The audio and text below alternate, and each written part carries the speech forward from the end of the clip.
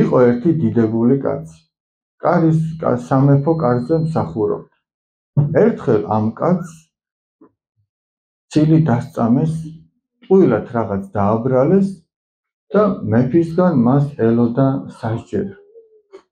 ეს კაცი მართალი იყო და იმდენად ინერვიულა, რომ ცუდად გახდა, დასნეულდა, საწოლში ჩაწვა, იმიტომ რომ ესე რომ ტყუილად რაღაცას გაბრალებენ და მით უმეტეს ადამიანი თუ უცნობი არის არა, განიცდის, ნერვიულობს და შეიძლება დაავადდეს კიდეც და დაავადდა ეს კაცი. და ამ ოჯახმა მოიწვია ერთ-ერთი მოძღვარი, მამა ნაზარი. მოიწვიეს და თავის გასაჭირს უამბობენ, რომ ესე და ესე ვართო, ესე ცუდად ვართო, მართალიაო და ჩვენ ვერაფერს ვერ ხვდებითო მეფესთანო, რომ ვერაფერს ვერ გავაწყობთ, რომ მას ჩვენი სიმართლე დავაჯეროთო და ამ ბერმა უთხრა ნაზარიმ, რომ მე მაქვს ურთიერთობა მეფესთან დაახლოებულ ხალხთან. მივალო და შუამდგომლობას გაუწევენ. ოღონდ თქვენ ფული მომეცითო, რომ მათ მივწევ. ეხლა რა ფულს როგორ არ გადაიხდი იმ ამბავში, რომ კაცი სიკვდილით უნდა დასაჯონ, წარმოგიდგენიათ, გამოუტანეს დიდძალი თანხა, არა ეგრე არ მინდა, წვრილი ფული მომეცით. აი როგორც იტყვიან, ხურდები მომეცით, ოღონდ ბევრიო, რომ ესეც წავიდა მთელი დღე, დაიკარგა ეს ბერი და საღამოთი მოვიდა და ამ ოჯახს ეუბნება. საქმე სასიხარულოდ არისო.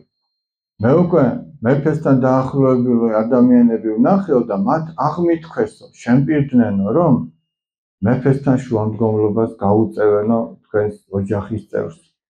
და მართლაც ცოტა ხანში მოვიდა ცნობა, რომ მეფემ გადახედა ამის საქმეს და აღარ იბარებს დასასჯელად. ანუ სინამდვილეში რა მოხდა იცი? ვინ იყვნენ მეფესთან დაახლოებული ხალხი? ვინ იყვნენ? გლახაკები, გაჭირებულები. ეხლა სულიერად ნახე რა მოხდა. ეხლა შეხედეთ ეს გაგხასიათზიანი და ანუ ეს ავადმყოფი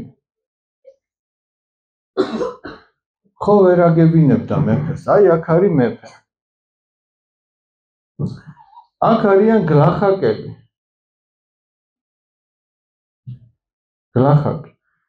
მამა ნაზარი წავიდა და გლახაკებს დაურიგა. შემწეობა აღმოუჩინა და სთხოვა, რომ ილოცეთ. ისინი მეფესთან კი არა, ღმერთთან დაახლოებული ხალხია. რატო? იმიტომ რომ უფალი გეუბნება, შიეს რო აჭმევ, ის მე ვიყავიო. შიშველს რო შემოსავ, მე ვიყავი. საპყრობილეში რო მოინახულებ, მე ვიყავი.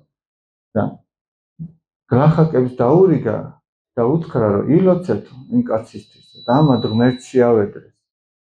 და ღმერთი ხო ყველასთან ახლოს არის, ყველას შეუძლია თააგონოს რაღაცა, თავში აზრი გაუჩინოს და ამ გლახაკებმა რომ ღმერთისადმი ილოცეს, ღმერთმა აზრი გამოუგზავნა ამ მეფეს, რომ იქნებ ეს კაცი არ არის მტყუარი.